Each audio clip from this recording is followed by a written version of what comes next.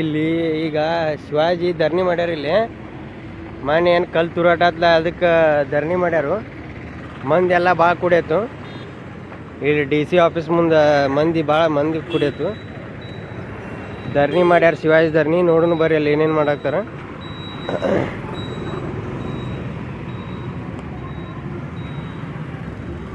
ಇಲ್ಲೇ DC office ಮುಂದೆ ಇಲ್ಲಿ ಎದುರುಗಡೆ ಸ್ಟೇಜ್ ಹಾಕೊಂಡು ಧರಣಿ ಮಾಡಾಕ್ತಾರೆ. ಮಂದಿ ಎಲ್ಲ ಕುಡಿಯತಿಲ್ಲ. ಆ ಕಡೆ ಎಲ್ಲ ಭಾಳ ಪಾರ್ಕಿಂಗ್ ಮಾಡಿ ಬಂದಾರೆ.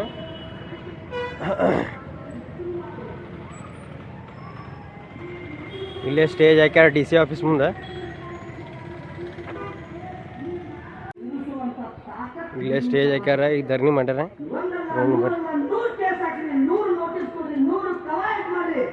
ಹಿಂದೂ ಸಮಾಜ ಹದರದೆ ಕುಂಟದೆ ಜಂಟದೆ ಬಗ್ಗದೆ ಇವತ್ತಿನ ಪ್ರತಿಭಟನೆಗೆ ಸಾಕ್ಷಿಯಾಗಿದೆ ಬಂದಿದೆ. ಇಷ್ಟೆಲ್ಲ ಮಂದಿ ಕುಡಿಯರ್ಲಿ. ಛತ್ರಪತಿ ಶಿವಾಜಿ ಮಹಾರಾಜನ ಮೆರವಣಿಗೆ ನಡೆಯಿತು. ಒಂದು ಬೃಹತ್ತರಂತ ಛತ್ರಪತಿ ಶಿವಾಜಿ ಮಹಾರಾಜನ ಒಂದು ಶೋಭಾಯಾತ್ರೆ ನಡೆಯಿತು. ಈ ಶೋಭಾಯಾತ್ರೆ ಕೇವಲ ಬಾಗಲಕೋಟೆಯಲ್ಲಿ ಮಾತ್ರ ನಡೆಯಲಿಲ್ಲ. ರಾಜ್ಯದ ಮೂಲೆ ಮೂಲೆಯಲ್ಲಿ ಹಿಂದೂ ವಿರೋಧಿ ಸರ್ಕಾರದ ಕುಮ್ಮಕ್ಕಿನ ಮೇರೆಗೆ ಇವತ್ತು ಮುಸಲ್ಮಾನರು ಮಸೀದಿಯಿಂದ ಚಪ್ಪಲಿ ಒಗಿತಾರೆ, ಕಲ್ಲುಗಿತಾರೆ. ಕೇವಲ ಬಾಗಲಕೋಟೆಯಲ್ಲಿ ಮಾತ್ರ ಆಗಿಲ್ಲ, ಚಿತ್ತಾಪುರದಲ್ಲಿ ಗಲಾಟೆ ಆಯಿತು, ಶಿವಮೊಗ್ಗದಲ್ಲಿ ಗಲಾಟೆ ಆಯಿತು, ಕಲಬುರಗಿಯಲ್ಲಿ ಗಲಾಟೆ ಆಯಿತು. ರಾಜ್ಯದ ಬೇರೆ ಬೇರೆ ಮೂಲೆಯಲ್ಲಿ ಶಿವಾಜಿ ಮಹಾರಾಜರ ಜಯಂತಿಗೆ ವಿರೋಧ ಆಗ್ತಾ ಇದೆ, ಹನುಮ ಜಯಂತಿಗೆ ವಿರೋಧ ಆಗ್ತಾ ಇದೆ, ಹಿಂದೂ ಸಮಾಜದ ಧಾರ್ಮಿಕ ಹಬ್ಬಗಳಿಗೆ ವಿರೋಧ ಮಾಡ್ತಾರೆ, ಇಲ್ಲಿದ್ದಂತ ಮುಸಲ್ಮಾನರು ವಿರೋಧ ಮಾಡ್ತಾರೆ. ಆದರೆ ಎಲ್ಲಾ ವಿರೋಧಿಗಳ ಮಧ್ಯೆ ಛತ್ರಪತಿ ಶಿವಾಜಿ ಮಹಾರಾಜರ ಮತ್ತೊಮ್ಮೆ ಶೋಭಾಯಾತ್ರೆಯನ್ನ ಮಾಡೇ ಮಾಡ್ತೀವಿ ಅಂತೇಳಿ ಹಠ. ಇದು ಕೇವಲ ಆರಂಭವಷ್ಟೇ ಅಲ್ಲ, ಇದು ಕೇವಲ ಆರಂಭ. ಇನ್ನೂ ಹೋರಾಟ ಮುಂದೆ ಇದೆ. ಅಭಿ ಪಿಕ್ಚರ್ ಬಾಕಿ. ಹೋರಾಟ ಈಗ ಪ್ರಾರಂಭವಾಗಿದೆ. SP ಅವರೇ, DC ಅವರೇ, ನಿಮಗೆ ಹಿಂದೂ ರಕ್ಷಣಾ ಸಮಿತಿಯಿಂದ ಇಡೀ ಹಿಂದೂ ಸಮಾಜದ ವತಿಯಿಂದ ನಿಮಗೆ ಎಚ್ಚರಿಕೆ ಕೊಡ್ತೀನಿ. ನೀವು ಕಲ್ಲು ಒಗಿಸಿಕೊಂಡು ನೀವು ಸೈಲೆಂಟ್ ಆಗಿರಬಹುದು, ನೀವು ತಲೆ ಒರೆಸಿಕೊಂಡು ಸುಮ್ಮನೆ ಕೂತಿರಬಹುದು. ಆದರೆ ಇದಕ್ಕೆ ಕ್ಷಣ ಕ್ಷಣ ಪ್ರತಿರೋಧಕ್ಕೆ ಹಿಂದೂ ಸಮಾಜ ಸಜ್ಜಿದೆ. ಇದಕ್ಕೆ ಪ್ರತಿರೋಧವಾದಂತ ಉತ್ತರ ಹಿಂದೂ ಸಮಾಜ ಕೊಟ್ಟೆ ಅನ್ನುವಂತ ಮಾತನ್ನ ಇವತ್ತು ಹಿಂದೂ ರಕ್ಷಣಾ ಸಮಿತಿಯ ಪರವಾಗಿ ನಾನು ಹೇಳ್ತೀನಿ. ಹಿಂದೂ ಸಮಾಜ ಹೆದರಿಲ್ಲ, ಹಿಂದೂ ಸಮಾಜ ಬಗ್ಗಿಲ್ಲ, ಹಿಂದೂ ಸಮಾಜ ಕುಗ್ಗಿಲ್ಲ. ಈ ಎಲ್ಲಾ ಕಲ್ಲುಗಳಿಗೆ ಪ್ರತ್ಯುತ್ತರ ಹೋರಾಟ ನಾವು ಕೊಟ್ಟೇ ಕೊಡ್ತೀವಿ. ಇದೇ ರೀತಿ 1984ರಲ್ಲಿ ಆಯಿತು. ಹಿಂದೂ ಸಮಾಜ ನೇತೃತ್ವದಲ್ಲಿ ಯಾವ ರೀತಿ ಪರಮ ಪೂಜನೀಯ ಸ್ವಾಮೀಜಿಯವರು ಇವತ್ತು ನೇತೃತ್ವ ತಗೊಂಡಾರೋ, ಇದೇ ರೀತಿ ಹಿಂದೂ ಸಮಾಜದ ನೇತೃತ್ವದಲ್ಲಿ, ಸಂಘ ಪರಿವಾರದ ನೇತೃತ್ವದಲ್ಲಿ, ಪರಮ ಪೂಜನೀಯ ಸ್ವಾಮೀಜಿಗಳ ನೇತೃತ್ವದಲ್ಲಿ ಒಂದು 1984ರಲ್ಲಿ ಒಂದು ಪರಿವಾರದ ನೇತೃತ್ವದಲ್ಲಿ ಒಂದು ಹೋರಾಟವನ್ನು ತಗೊಂಡಿವಿ. ಒಂದು ರಾಮ ಜಾನಕಿ ರಥಯಾತ್ರೆಗೆ ಹಿಂದೂ ಸಮಾಜವನ್ನು ಕರೆ ಕೊಟ್ಟು ನಮ್ಮ ರಕ್ಷಣೆಯನ್ನ ನಾವೇ ಮಾಡಬೇಕು. ಎಲ್ಲ ಹಿಂದೂ ಸಮಾಜದ ಪ್ರಮುಖರು ರಾಮ ಜಾನಕಿ ರಥಯಾತ್ರೆಗೆ ರಕ್ಷಣೆಗೆ ಬರಬೇಕು ಅಂತೇಳಿ ಅಲ್ಲಿದ್ದಂತ ಹಿರಿಯರು ಒಂದು ಸೂಚನೆ ಕೊಟ್ಟರು. ಕೇವಲ ಒಂದು ಸೂಚನೆಗೆ ಹಿಂದೂ ಸಮಾಜ ಎದುರಿದ್ರು. ಯಾವ ರೀತಿ ನವತರುಣರು ಒಂದಲ್ಲ ಎರಡಲ್ಲ 3 ಲಕ್ಷ ಹಿಂದೂ ಸಮಾಜದ ನವತರುಣರು ರಾಮ ಜಾನಕಿ ರಥಯಾತ್ರೆಗೆ ಬಂದೋಬಸ್ತಿ ಬಂದರು. ಅವಾಗ ಮುಲ್ಲಾಗಳು ಮುಸಲ್ಮಾನರು ಮತ್ತೊಂದು ಅರ್ಪಣೆ ಚಾಲು ಮಾಡಿದ್ರು. ಈ ರಥಯಾತ್ರೆಯನ್ನ ನಾವು ದಿಲ್ಲಿಯಿಂದ ಅಯೋಧ್ಯಕ್ಕೆ ಹೋಗಕ್ ಬಿಡೋಲ್ಲ, ಇದನ್ನ ರಥಯಾತ್ರೆಗೆ ನಾವು ಅವಕಾಶ ಕೊಡಲ್ಲ ಅಂತ ಮುಸಲ್ಮಾನರು ಹೇಳಿದ್ರು. ಆದ್ರೆ ಹಿಂದೂ ಸಂಘಟನೆ ರಾಮ ಜಾನಕಿ ರಥಯಾತ್ರೆ ಸಮಿತಿ ಎಲ್ಲಾ ಪ್ರಮುಖರು ಒಂದು ಉತ್ತರ ಕೊಟ್ಟರು. ನೀವೇನಾದ್ರೂ ಈ ರಥಯಾತ್ರೆಯಿಂದ ತಡೆದಿದ್ದ ನಿಜವಾದ್ರೆ ಪ್ರತಿ ಮಸೀದಿಯಲ್ಲಿ ನಾವು ಹನುಮಾನ್ ಚಾಲಿಸ್ ಹೇಳ್ತೇವೆ ಅಂತೇಳಿ ಉತ್ತರ ಕೊಟ್ಟರು. ಅದೇ ರೀತಿಯಲ್ಲಿದ್ದಂತ SP ಅವರಿಗೆ DC ಅವರಿಗೆ ನಾವು ಒಂದು ವಿನಂತಿ ಮಾಡ್ಕೋತೀನಿ, ಆಗ್ರಹನು ಮಾಡ್ತೀನಿ. ನೀವು ಪಂಕಾ ಮಸೀದಿಯನ್ನು ಬಂದ್ ಮಾಡಬೇಕು, ಅಲ್ಲಿದ್ದಂಥ ಮುಲ್ಲಾ ಮೌಲ್ಯಗಳನ್ನ ಬಂಧಿಸಬೇಕು. ನೀವೇನಾದರೂ ಬಂಧಿಸದೇ ಇದ್ರೆ ಪಂಕಾ ಮಸೀದಿ ಪಂಕಾ ರಾಮೇಶ್ವರ ಆಗತ್ತೆ. ಪಂಕಾ ಮಸೀದಿಯಲ್ಲಿ ಬಾಗಲಕೋಟೆಯ ಎಲ್ಲ ಹಿಂದೂ ಸಮಾಜ ಹೋಗಿ ಓಂ ನಮ ಶಿವಾಯ ಅಂತ ಹೇಳಿ ಉದ್ಗಾರವನ್ನು ಹೇಳ್ತೇವೆ ಅನ್ನುವಂಥ ಎಚ್ಚರಿಕೆಯನ್ನು ಕೊಡ್ತೀನಿ. ದಯವಿಟ್ಟು ಆ ಪಂಕಾ ಮಸೀದಿಯನ್ನು ಬಂದ್ ಮಾಡಬೇಕು. SP ಅವರೇ, ನಿಮಗೆ ನಾಚಿಕೆ ಬರೋದಿಲ್ಲನ್ರಿ, ತಲೆ ಹೊಡ್ಕೊಂಡಿರಿ. ಬದಲಾಗಿ ಆ ಮುಸಲ್ಮಾನರಿಗೆ ಸಪೋರ್ಟ್ ಮಾಡ್ತೀರಿ. ನೀವು ಒಂದು FIR ಹಾಕಿ ಅಲ್ಲಿದ್ದಂಥ ಮುಲ್ಲಾ ಮೌಲ್ವಿಗಳನ್ನ ಬಂಧಿಸಿದ್ದೇ ಆಗಿದ್ರೆ 3500 ಪೊಲೀಸರು ಕೈಯಲ್ಲಿ ಲಾಠಿ ಹಿಡ್ಕೊಂಡು ಕವಾಯತ್ ಮಾಡೋದು ತಪ್ತಿತ್ತು, ಬಂದೂಕ್ ಹಾರಿಸಿ ತಪ್ತಿತ್ತು, ಹಾವು ನಾಗರ ಹಾವು ಅಂತೇಳಿ ಸೋಷಿಯಲ್ ಮೀಡಿಯಾದಲ್ಲಿ ಹೇಳೋದು ತಪ್ತಿತ್ತು. ಒಂದೇ ಒಂದು FIR ಅಲ್ಲಿದ್ದಂಥ ಮುಲ್ಲಾ ಮೌಲ್ವಿಗಳನ್ನ ಬಂಧಿಸದೆ ಹೋದ ಪರಿಣಾಮ ಇವತ್ತೆಲ್ಲ ಹಿಂದೂ ಸಮಾಜ ಎದ್ದು ನಿಂತಿದೆ. ಬರುವಂಥ ದಿನಗಳಲ್ಲಿ ಹಿತರಕ್ಷಣೆಯ ಸಮಿತಿಯ ನೇತೃತ್ವದಲ್ಲಿ ನೀವು ಏನಾದರೂ ಅಲ್ಲಿದ್ದಂಥ ಮಸೀದಿಯ ಮುಲ್ಲಾ ಮೌಲ್ವಿಗಳನ್ನ ಬಂಧಿಸದೇ ಹೋದರೆ ಈ ಹಿಂದೂ ರಕ್ಷಣಾ ಸಮಿತಿ ಇದು ಆರಂಭ ಮಾತ್ರ. ಬರುವಂಥ ದಿನಗಳಲ್ಲಿ ನೀವು ಬೇಕಾದ ಪಾರ್ಟಿಯ ಮುಲಾಯಂ ಸಿಂಗ್ ಯಾದವ್ ಒಂದು ಹಕ್ಕಿ ಪಕ್ಕಿ ಹಾರಾಟಕ್ಕೆ ಬಿಡುವುದಿಲ್ಲ ಅಂತ ಹೇಳಿದಲ್ಲ, ಅದೇ ರೀತಿಯಲ್ಲಿದ್ದಂಥ ಸಿದ್ದರಾಮಯ್ಯ ಮುಲ್ಲಾನ ಸರ್ಕಾರ ಮಾಡ್ತಾ ಇದೆ. ನೀವೇನಾದರೂ ನಮ್ಮನ್ನು ತಡೆದಿದ್ದೇ ನಿಜವಾದ್ರೆ ನಿಮ್ಮ ಎಲ್ಲ ಬ್ಯಾರಿಕೇಟು ನಿಮ್ಮ ಕೇಸು ಎಲ್ಲವನ್ನ ವಿರೋಧಿಸಿ ಪಂಕಾ ಮಸೀದಿಗೆ ಬಂದು ಪ್ರಭು ಶ್ರೀರಾಮನ ಮಂತ್ರವನ್ನ ಇಲ್ಲಿದ್ದಂಥ ಹಿಂದೂ ಸಮಾಜ ಹೇಳುತ್ತೆ. ಅದಕ್ಕಿಂತ ಮುಂಚೆ ಹುಷಾರ್, ಆ ಪಂಕಾ ಮಸೀದಿ ಬಂದ್ ಮಾಡ್ರಿ, ಕೇಸ್ ಹಾಕ್ರಿ, ಅಲ್ಲಿದ್ದಂಥ ಮುಲ್ಲಾ ಮೌಲ್ವಿಗಳ ಬಂಧಿಸ್ರಿ, ನಮ್ಮ ಬೇಡಿಕೆಗಳಿಗೆ ಈಡೇರಿಸ್ರಿ. ಇಲ್ಲದಿದ್ದರೆ ಬರುವಂಥ ದಿನಗಳಲ್ಲಿ ಇದಕ್ಕಿಂತಲೂ ಬೃಹತ್ವಾದಂಥ ಹೋರಾಟ ಆಗುತ್ತೆ ಅನ್ನುವಂಥ ಎಚ್ಚರಿಕೆಯನ್ನು ಕೊಟ್ಟು, ಸಮಯ ಅಭಾವ ಇದೆ, ನಾನು ಮಾತನ್ನು ಮುಗಿಸ್ತೀನಿ. ಮತ್ತೊಂದ್ಸರಿ ಮುಷ್ಟಿ ಕಟ್ಟಿ ಜೋರಾಗಿ ಘೋಷಣೆ ಮಾಡೋಣ. ಭಾರತ್ ಮಾತಾ ಕಿ, ಶ್ರೀರಾಮ ರಾಮಚಂದ್ರ ಮಹಾರಾಜ್ ಕಿ, ಪವನ ಸುತ ಹನುಮಾನ್ ಕಿ, ನಮ ಪಾರ್ವತಿ ಪದೇ ಹರ ಹರ ಜೈ ಶ್ರೀರಾಮ್.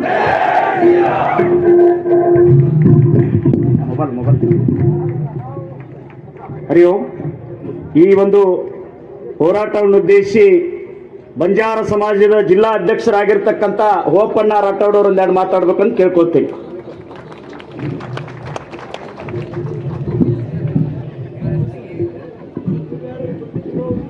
ಇವತ್ತಿನ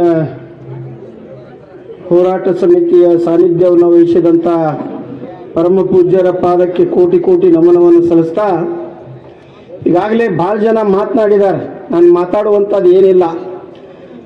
ನಾನು ಒಂದೇ ಒಂದು ಹೇಳಲಿಕ್ಕೆ ಬಯಸ್ತೀನಿ. ಇವತ್ತ ಮುಸ್ಲಿಂ ಸಮಾಜದ ಹಿರಿಯರಿಗೂ ನಾಯಕರಿಗೂ ನಮ್ಮ ದೇಶದಲ್ಲಿ 4% ಮುಸಲ್ಮಾನರು ಉಳಿದಿದ್ರು. ಇವತ್ತು 28-27% ಮುಸಲ್ಮಾನರಾಗಿದ್ದಾರೆ. ಪಾಕಿಸ್ತಾನ ಮತ್ತು ಬಾಂಗ್ಲಾದಲ್ಲಿ 27-28% ಹಿಂದೂ ಸಮಾಜ ಉಳಿದಿತ್ತು. ಅದು 2% ಆಗೈತಿ. ನಮ್ಮಲ್ಲಿ 28% ಆದರೂ ಬಿಟ್ಟಿವಂತಂದ್ರೆ ನಿಮಗೇನಾರು ನಾಚಿಕೆ ಬರುತ್ತೋ ಇಲ್ಲ ಗೊತ್ತಿಲ್ಲ. ಇಂಥ ಒಂದು ಮುಸ್ಲಿಂ ಸಮಾಜದವರು ಕೈ ಚೀಲದಾಗ 4 ಕಲ್ಲು ಹಾಕೊಂಡು ಹೋಗೋದು, ನಮ್ಮ ಕಾರ್ಯಕರ್ತರನ್ನ ಕಲ್ಲು ಒಯ್ಯೋದು, ಅದಕ್ಕೆ ಪೊಲೀಸರು ಸಪೋರ್ಟ್ ಮಾಡೋದು, ಕಾಂಗ್ರೆಸ್ನವ್ರು ಅವ್ರೇನು ಕಿಡಿಗೇಡಿಗಳು ಅಂತ ಅನ್ನೋದು, ಇದು ಏನಾರಟ್ಟು ನಾಚಿಕೆ ಬರುತ್ತೆ ನಿಮಗನ್ನುವಂಥ ಮಾತನ್ನು ಹೇಳಲಿಕ್ಕೆ ಬಯಸ್ತೀವಿ ಬಂಧುಗಳೇ. ಇವತ್ತ ನಮ್ಮವ್ರು ಏನಾರು ಮನಸ್ಸು ಮಾಡಿದ್ರ, ತಾಯಿ ಎಂದ್ರೆ ಮನಸ್ಸು ಮಾಡಿದ್ರ ನಿಮ್ಮ ಮಸೂತಿ ಅಲ್ಲ, ನಿಮ್ಮ ಮನೆ ಹೊಕ್ಕಿ ಹೊಡೆಯುವಂತ ಕೆಲಸ ನಮ್ಮ ತಾಯಿಯಿಂದ ಮಾಡ್ತಾರ. ನಾವಲ್ಲ, ನಾವು ಇನ್ನೂ ಕೈ ಹಚ್ಚಿಲ್ಲ. ಭಾರತ ದೇಶದಲ್ಲಿ ನಿಮಗಿನ್ನೂ ಕೈ ಹಚ್ಚಿಲ್ಲ. ನಿಮ್ಮ ನಾಟಕವನ್ನು ನೋಡ್ತಾ ಇದ್ದಾರೆ ನಮ್ಮ ಯುವಕರ. ಆದ್ರೆ ಮುಂದಿನ ದಿನಮಾನದಲ್ಲಿ ಇದು ಬಹಳ ಕಷ್ಟದ ಕೆಲಸ ಆಗ್ತೈತಿ. ನೀವು ಇದೇ ತರ ಉದ್ದಾಟತನ ಮಾಡೋದ ಆತಂದ್ರೆ ನಮ್ಮವರಂತೂ ಸರಳವಾಗಿ ಬಿಡುವಂಥ ಕೆಲಸನ ಇಲ್ಲ. ನೀವು ಎದನ್ನ ನೀವೇನ ಮುಸ್ಲಿಂ ಸಮಾಜದ ಪ್ರಮುಖರಿದ್ದೀರಿ. ನಮ್ಮ ಕರ್ನಾಟಕ ರಾಜ್ಯದಲ್ಲಿ ಯೋಚನೆ ಮಾಡಬೇಕು. ಕಿಡಿಗೇಡಿ ಅಂತ ಹೇಳಬಾರ್ದು. ಅವ್ರನ್ನ ಚಪ್ಪಲ್ಲ ಹೊಡೆದ ಅಂಥವ್ರನ್ನ ಪಾಕಿಸ್ತಾನ ಕಳಿಸುವಂಥ ಕೆಲಸ ಮಾಡ್ರಿ. ನಮ್ಮಲ್ಲಿ ಯಾಕೆ ಇಟ್ಕೋತೀರಿ? ನಮ್ಮನ್ನ ತಿಂದು ನಮ್ಮದೇ ನೀರು ಕುಡೋದು, ನಮ್ಮವ್ರನ್ನ ಕಲ್ಲು ಒಗಿತೀವಂದ್ರೆ ನಿಮಗೆ ನಾಚಿಕೆ ಬರುವುದಿಲ್ಲ. ಈ ಸರ್ಕಾರದವರು ಇಂಥವ್ರನ್ನ ಉದ್ದಾಟತನ ಮಾಡಕ್ಕೆ ಬಿಡ್ತಾರಂತಂದ್ರೆ ಈ ಸರ್ಕಾರಕ್ಕೆ ನಾಚಿಕೆ ಇಲ್ಲ. ನಮ್ಮವರು, ನಮ್ಮ ಕಾಕ, ನಮ್ಮ ಮಾವ ಸಿದ್ದರಾಮಯ್ಯ, ನಮ್ಮ ಅಣ್ಣ, ನಮ್ಮ ದೊಡ್ಡಪ್ಪ ಅಂತ ಓಟ್ ಹಾಕಿದ ಪರಿಣಾಮ ಇವತ್ತು ನಮ್ಮ ಹಿಂದೂ ಸಮಾಜ ಇದು ನಮ್ಮ ಅನುಭವಿಸ್ತಾಗ್ತೈತಿ. ಅದಕ್ಕೆ ದಯಮಾಡಿ ಬಂಧುಗಳೇ, ಭಾಳ ಜನ ಮಾತನಾಡೋದು ಸದಾ ಕಾಲ ನಾವು ಹೋರಾಟಕ್ಕೆ ಸಿದ್ಧ ಆಗುವಂಥದ್ದು ಬಂತಂದ್ರೆ ಅದಕ್ಕೆ ತಯಾರಾದ ಹಿಂದೂ ಸಮಾಜ ಅನ್ನುವಂಥ ಮಾತನ್ನು ಹೇಳಿ ನಾನು ಮಾತು ಮುಗಿಸ್ತೇನೆ. ನಮಸ್ಕಾರ.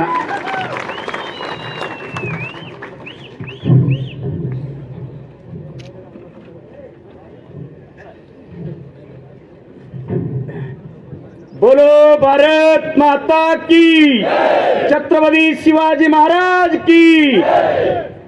ಏನು ಈ ಹೋರಾಟವನ್ನ ನಮ್ಮ ಜೊತೆ ನಿರಂತರವಾಗಿ ನಮ್ಮೆಲ್ಲರೂ ಬಹಳಷ್ಟು ಸಹಕಾರ ಮಾಡ್ಯಾರ. ನಾವು ಅವ್ರಿವ್ರ ಹೆಸರಿನಿಂದ ಯಾರ್ದೂ ಹೇಳಂಗಿಲ್ಲ, ಅವರಿವರದೆನ್ನದು ಯಾರ್ದೂ ಹೆಸರು ಹೇಳಾರ್ದೆ ಈ ಒಂದು ಏನೋ ಹಿತರಕ್ಷಣಾ ಸಮಿತಿ, ಹಿಂದೂ ಹಿತರಕ್ಷಣಾ ಸಮಿತಿ ಹೋರಾಟದ ಜೊತೆಗೆ ನಮ್ಮೆಲ್ಲರಿಗೂ ಒಂದು ಸಹಾಯ ಸಹಕಾರ ಪ್ರತ್ಯಕ್ಷವಾಗಿ ಪರೋಕ್ಷವಾಗಿ ಮಾಡಿದಿರ್ತಕ್ಕಂಥ ಎಲ್ಲರೊಳಗೂ ಒಬ್ಬರಾಗಿರ್ತಕ್ಕಂಥ ಕಿರಣ್ ಪವಾರ್ ಶೆಟ್ಟರು, ಹಿಂದೂ ಜಾಗರಣ ವೇದಿಕೆಯ ಉತ್ತರ ಪ್ರಾಂತ ಸಹ ಸಂಚಾಲಕರಾಗಿರ್ತಕ್ಕಂಥವರು ಈ ಹೋರಾಟವನ್ನು ಕುರಿತು ಮಾತಾಡಬೇಕು.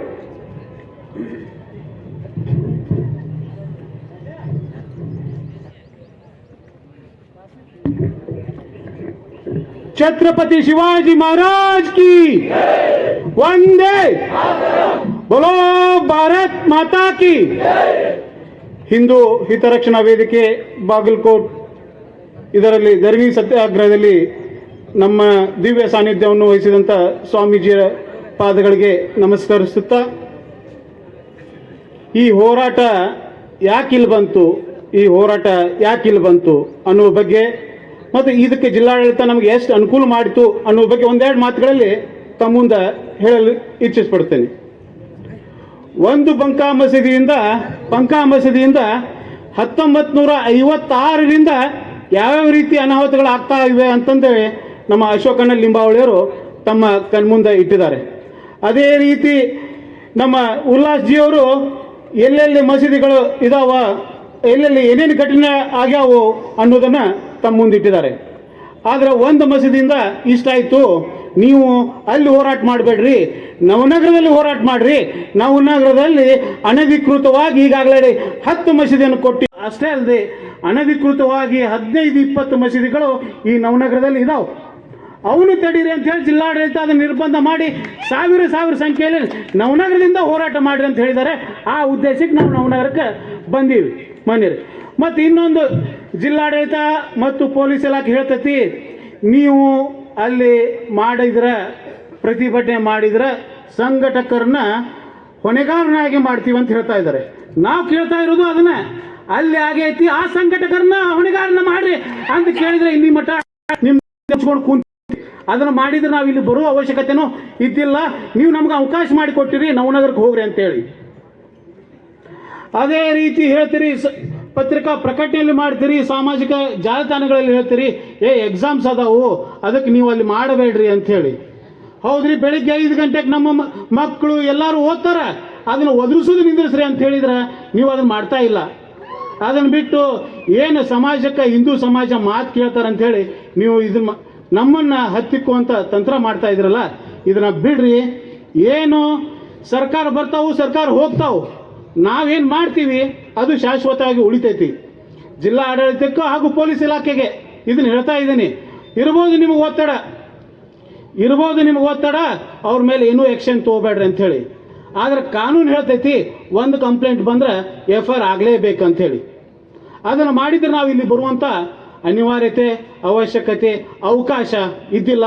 ಇದಕ್ಕೆಲ್ಲ ಹೊಣೆಗಾರರು ನೀವೇ ಅಂಥೇಳಿ ನಾನು ಒಂದೆರಡು ಮಾತುಗಳನ್ನ ಮುಗಿಸ್ತಾ ಇದ್ದೀನಿ.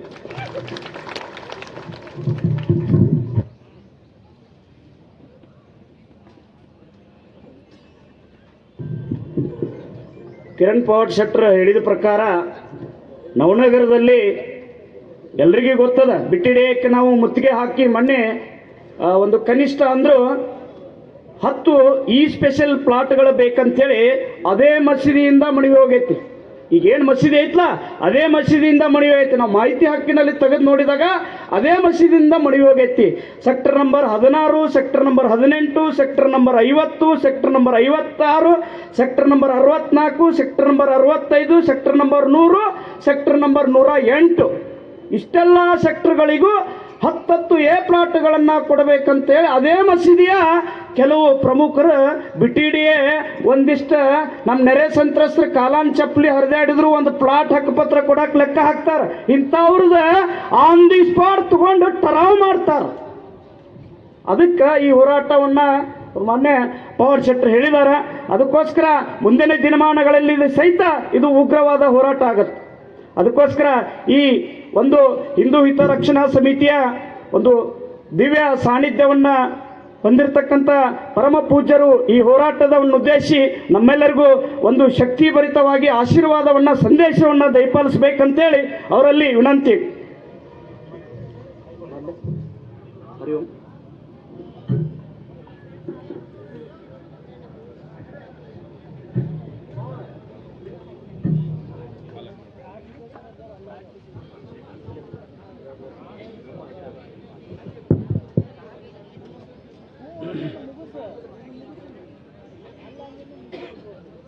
बोलो ಭಾರತ್ ಮಾತಾ ಕಿ. ಬ್ಯಾಸರಾಗೈತೇನು? ಇಲ್ಲ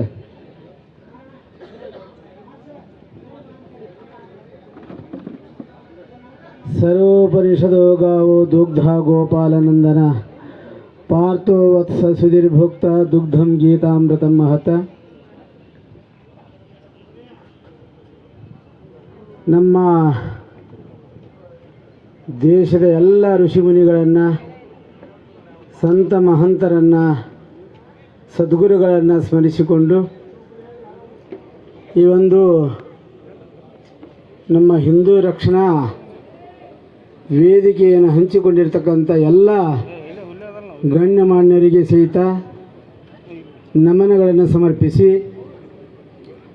ಇಷ್ಟೊಂದು ಬಿಸಿಲಿನಲ್ಲಿಯೂ ಸಹಿತ ಎಲ್ಲದಕ್ಕೂ ಧಿಕ್ಕಾರ ಹಾಕಿ ನಮ್ಮ ಹಿಂದೂ ಸಮಾಜವನ್ನು ರಕ್ಷಣೆ ಮಾಡಬೇಕು ಅಂತ ತಿಳ್ಕೊಂಡು ಬಂದಿರತಕ್ಕಂಥ ಎಲ್ಲ ನಮ್ಮ ತಾಯಂದಿರಿಗೂ, ಕಾರ್ಯಕರ್ತರಿಗೂ ಎಲ್ಲರಿಗೂ ಸಹಿತ ಅನಂತ ಧನ್ಯವಾದಗಳನ್ನು ಹೇಳಿ,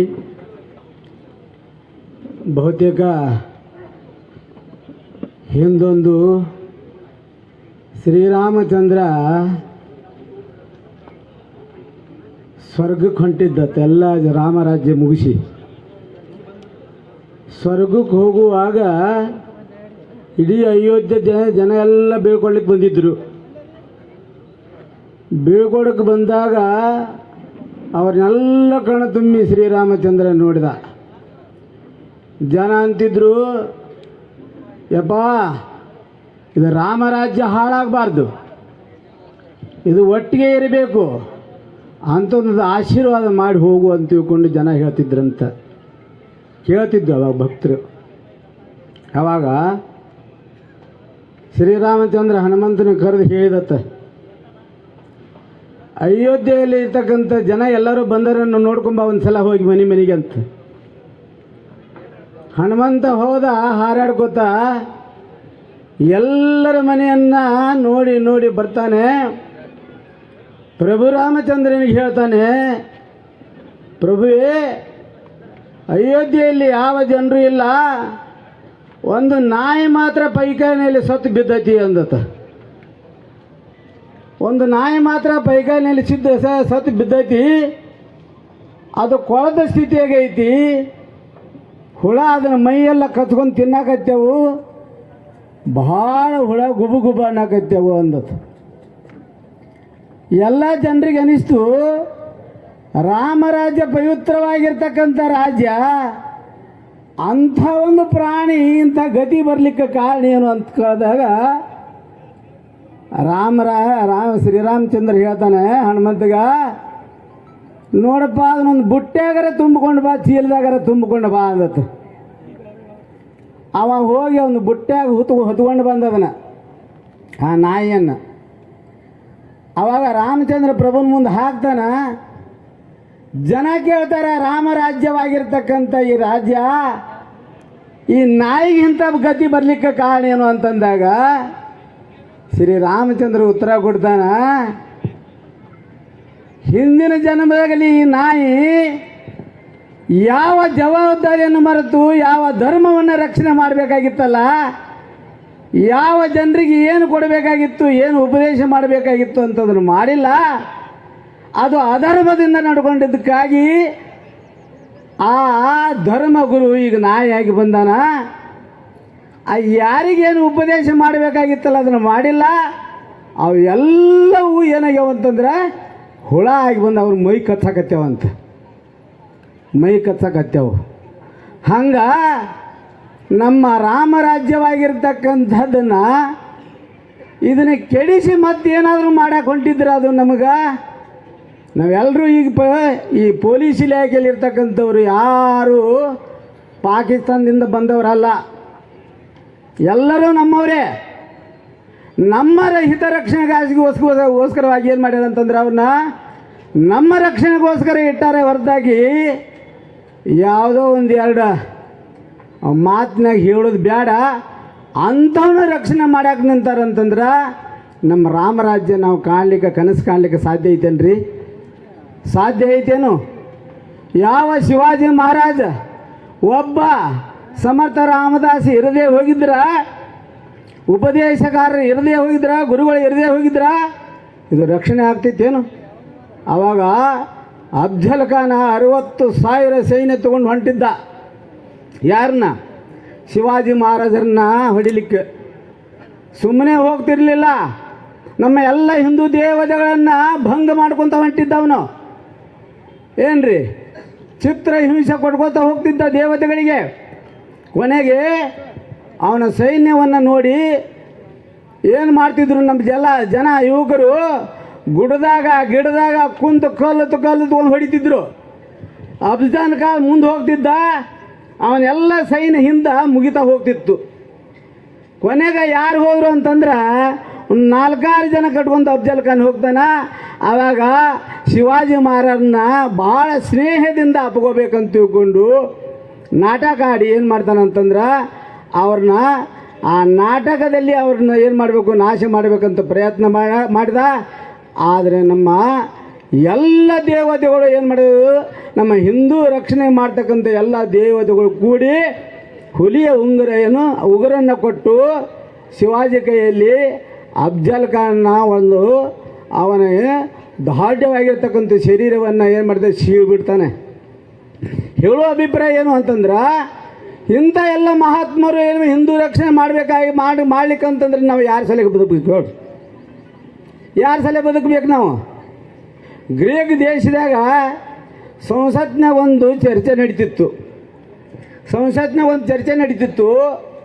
ಎದುರು ಚರ್ಚೆ ಅಂತಂದ್ರೆ ಯಾವನೋ ಒಬ್ಬ ಆ ಕತ್ತಿ ಬಗ್ಗೆ ಕಾದಂಬರಿ ಬರೆದಿದ್ನತ್ತ. ಎದ್ರ ಬಗ್ಗೆ ರೀ?